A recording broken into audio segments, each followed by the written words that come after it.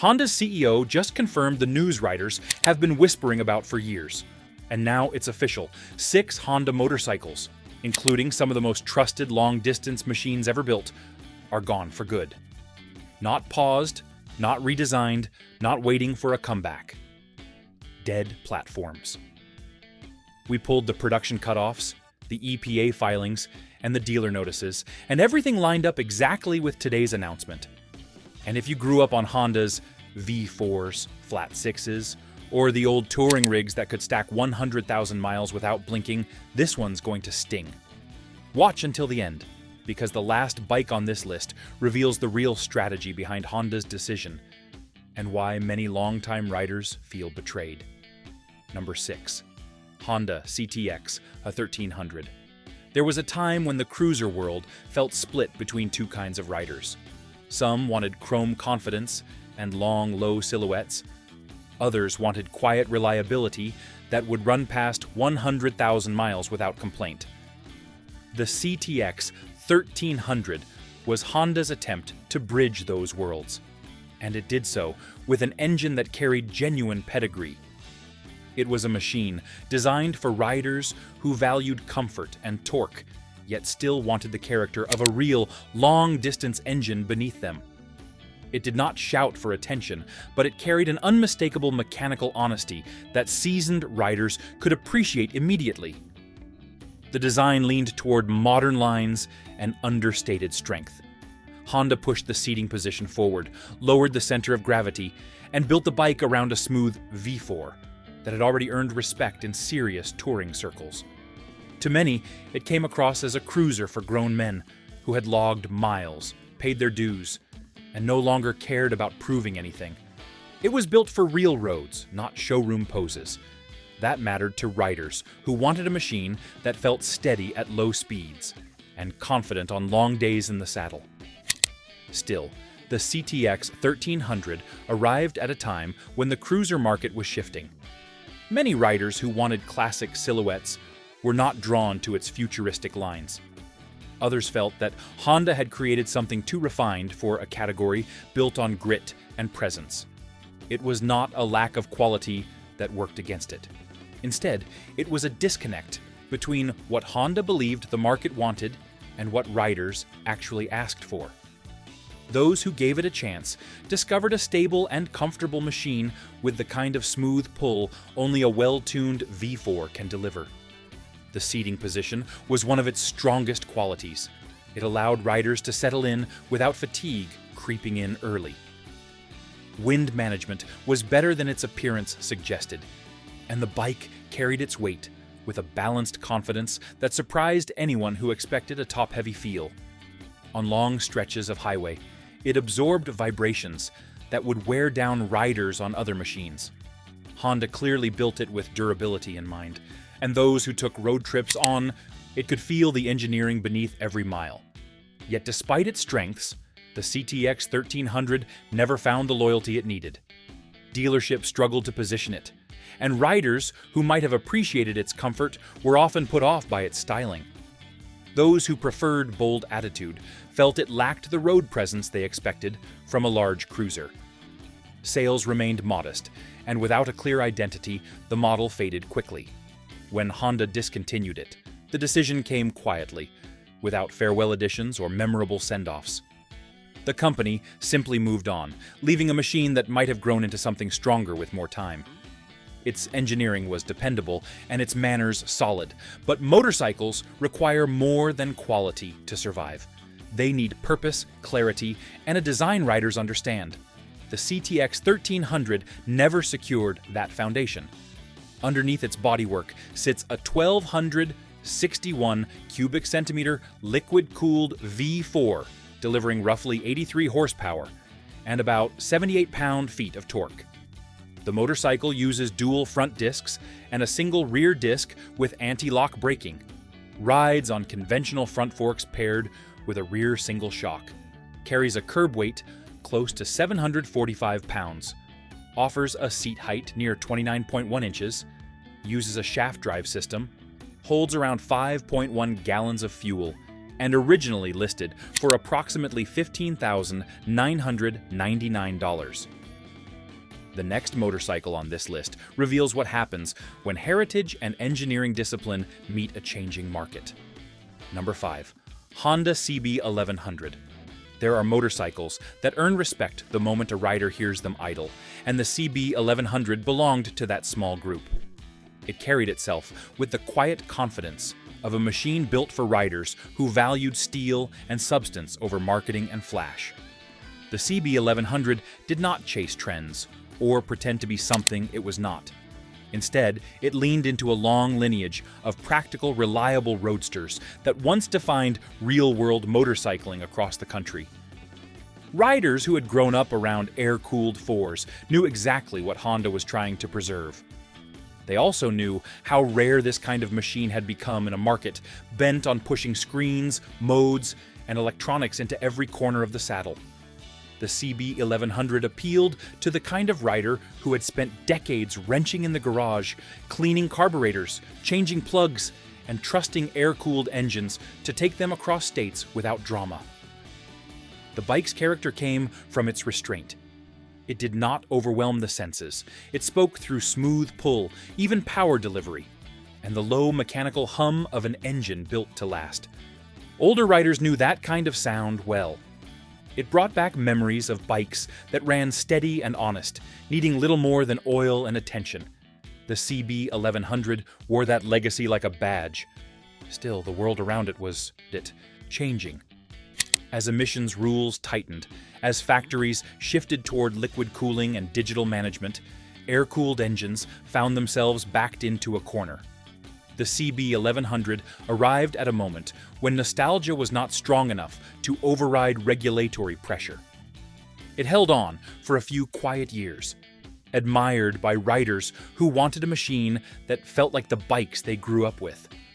Yet, it struggled to find a younger audience, and it never became the volume seller Honda needed it to be. The qualities that old-school riders loved, simplicity, mechanical feel, classic ergonomics, were the same qualities newer riders overlooked. Even so, the CB1100 carried a presence that felt honest and grounded. Its stance was muscular without flash, built for real pavement rather than showroom polish. Riders trusted its stability, appreciated its comfortable seat, and valued how predictable it felt at any speed. On back roads, it rewarded smooth inputs. On the highway, it settled into a steady rhythm that reminded many of long days in the saddle. It represented a time when motorcycles were meant to be ridden often, not displayed. When Honda ended production, it signaled more than the loss of a model. It marked the fading of the air-cooled four that had anchored everyday riding for decades. These engines had long served riders who needed a machine that always started and always finished the trip.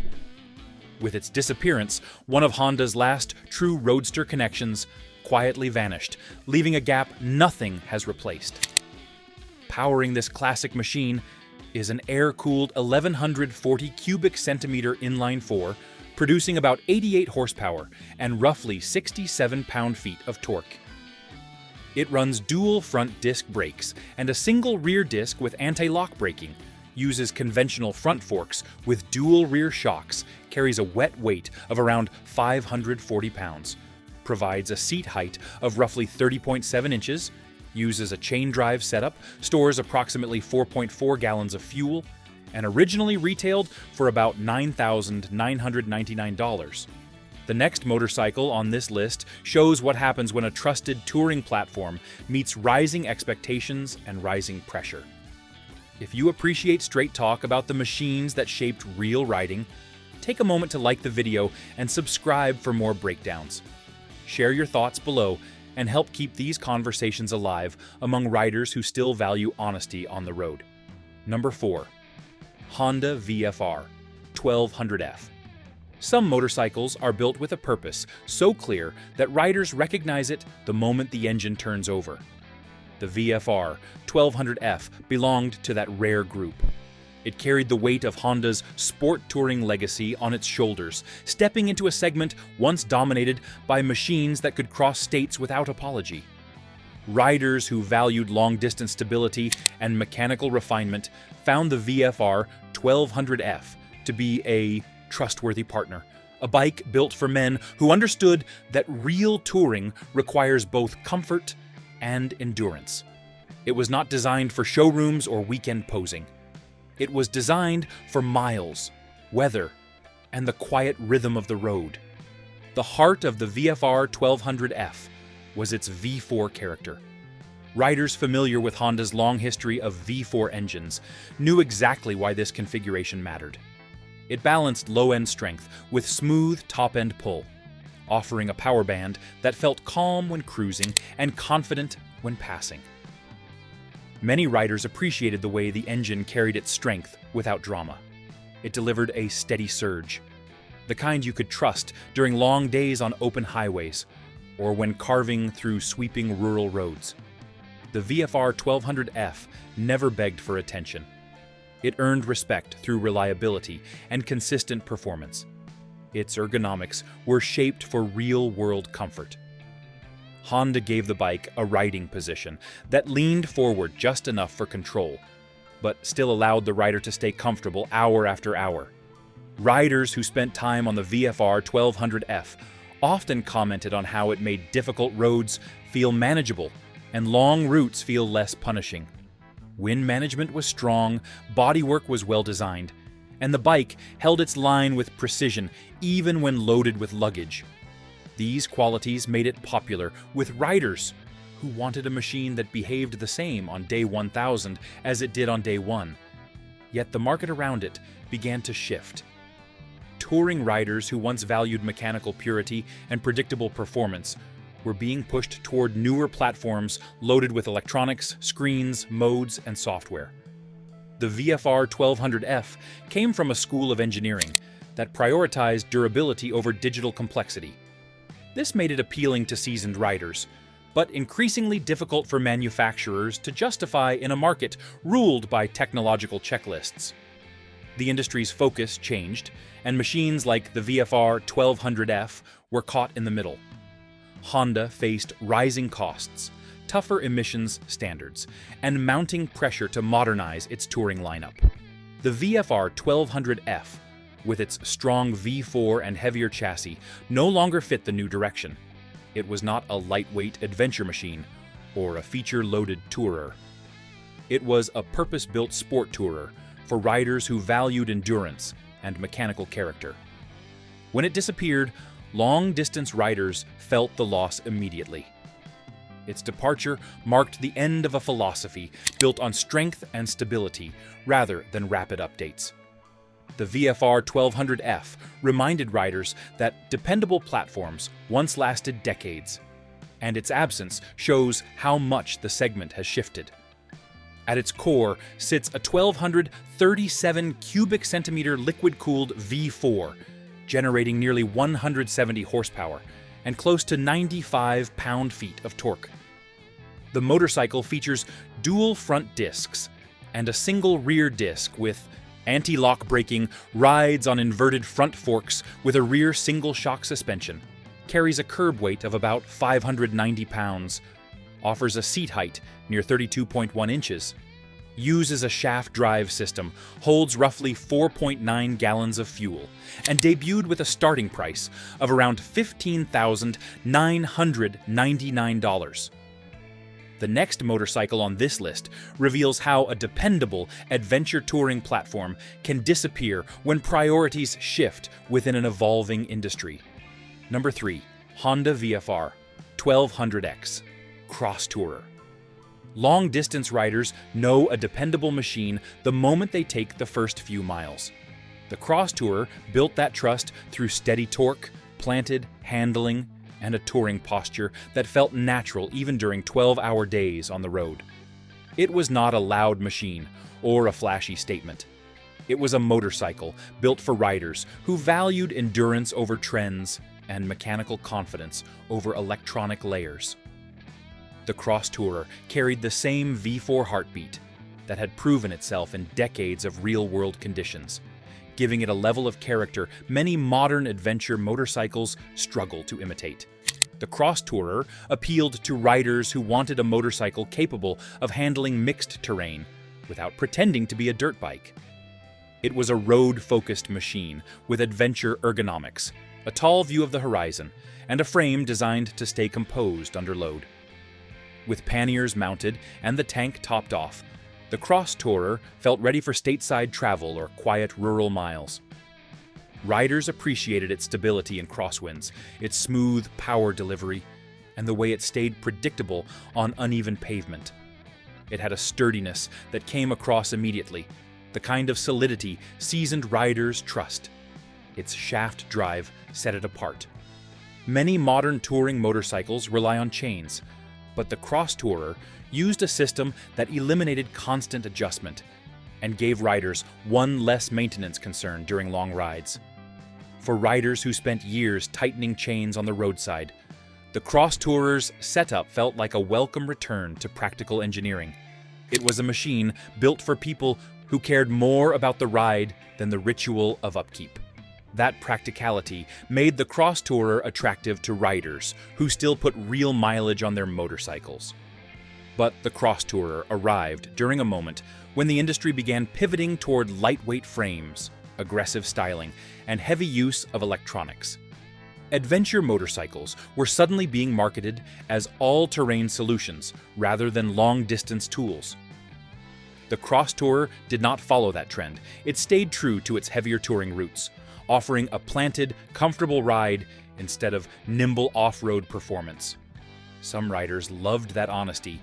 Others looked elsewhere as marketing pushed them towards smaller engines and taller suspensions. Its weight worked against it in showrooms.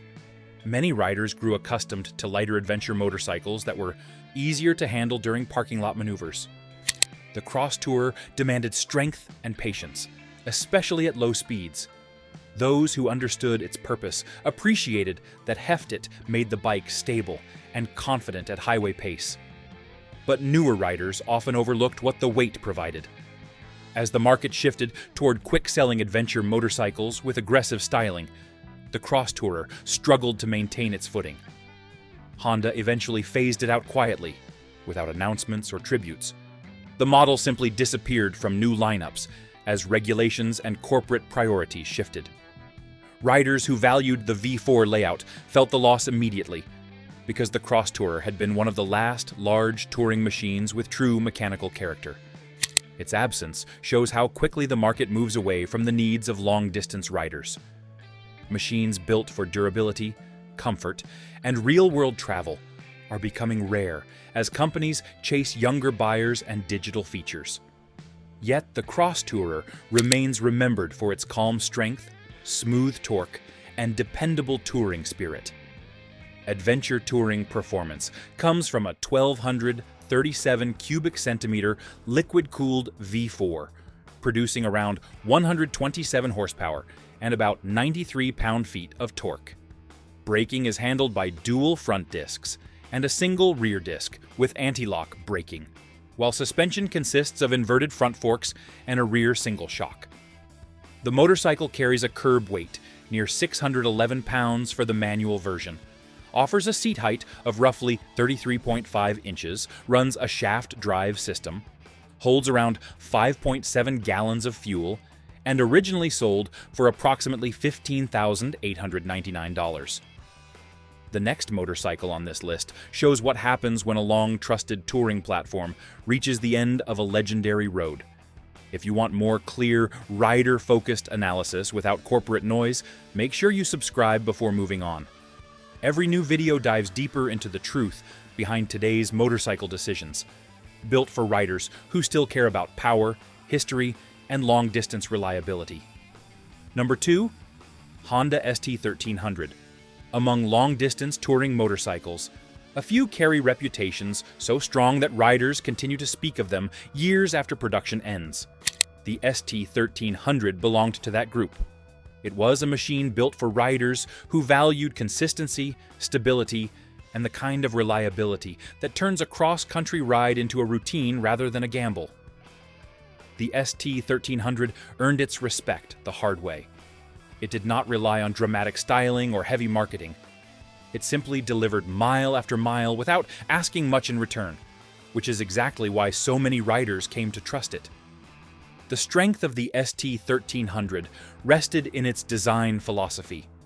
It was built during an era when engineers focused on durability instead of fancy features. Every part of the bike felt overbuilt and prepared for the long haul. The seating position was natural and balanced, keeping the rider comfortable through the kind of long days that create real memories. The fairing provided wind protection without feeling bulky, and the bodywork held up well under harsh conditions. It was a touring motorcycle meant to work hard, stay steady, and bring its rider home no matter the weather. Riders appreciated the stable ride at highway speeds. The ST-1300 tracked true, held its line, and offered a level of confidence that lighter touring motorcycles sometimes struggle to match. It had a calm, planted character, the kind of presence that made riders feel more connected to the road. Long-distance riders often spoke about how the ST-1300 encouraged them to keep going, even when fatigue began to creep in. That level of trust is rare, and it is one of the reasons the bike built such a loyal following. One of the ST-1300's strongest qualities was its ability to maintain a performance across years of ownership.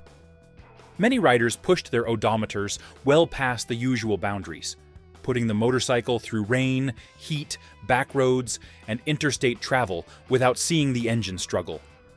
Regular maintenance kept it running smooth, and owners often remarked on how it felt almost unchanged even after thousands of miles. That consistency made the ST-1300 a favorite among riders who valued practicality and longevity above all else. Even dependable machines can fall out of step with changing trends. As the industry pushed toward electronics, modes, and digital customization, the ST-1300 stayed rooted in mechanical honesty. It lacked adjustable screens and complex riding systems, relying instead on proven engineering. For riders who valued simplicity, this was a strength, but newer buyers often preferred feature-heavy touring motorcycles. Regulatory pressure added further strain as the touring market shifted toward higher efficiency engines and updated emission standards. The ST-1300's older power plant no longer fit the evolving requirements, leading Honda to retire it without a true successor. Its departure disappointed riders who trusted it for serious mileage. Yet, its influence remains strong among long-distance enthusiasts who respect motorcycles built for endurance, stability, and purpose rather than trends. Touring capability comes from a 1,261 cubic centimeter liquid-cooled V4, delivering roughly 117 horsepower and about 86 pound-feet of torque. The ST uses dual front disc brakes and a single rear disc with anti-lock braking, rides on a conventional front fork with a rear single shock, carries a wet weight close to 730 pounds, includes an adjustable seat height ranging from roughly 31.1 to 31.9 inches, uses a shaft drive system, holds approximately 7.7 gallons of fuel, and originally carried a price near $15,499. The next motorcycle on this list closes out this countdown by showing how a bold approach to power and presence can leave a lasting mark even after production stops. Number 1. Honda Goldwing F6C. Some motorcycles arrive with quiet confidence, yet carry a presence so strong that riders remember them long after production ends. The Valkyrie belonged to that rare category. It was not a motorcycle built to blend into the lineup or offer small improvements over what came before. It was created to show what could be done when a company committed to building a muscle cruiser with a true touring heart. The Valkyrie took the flat six strength from the long-distance world and placed it into a stripped-down frame that carried the attitude of a heavyweight cruiser. Riders who experienced it understood immediately that this machine was different. The Valkyrie appealed to the kind of rider who valued solid engineering and pure mechanical feel. There was nothing uncertain or unfinished about the way it performed. Every pull from the throttle delivered smooth, confident torque. Every mile brought a steady surge that felt more like a turbine than a traditional engine. The flat six design kept the motorcycle stable on long highways and gave it a calm character at speed. Riders who had grown tired of vibration-heavy cruisers found comfort in the Valkyrie's unshakable balance.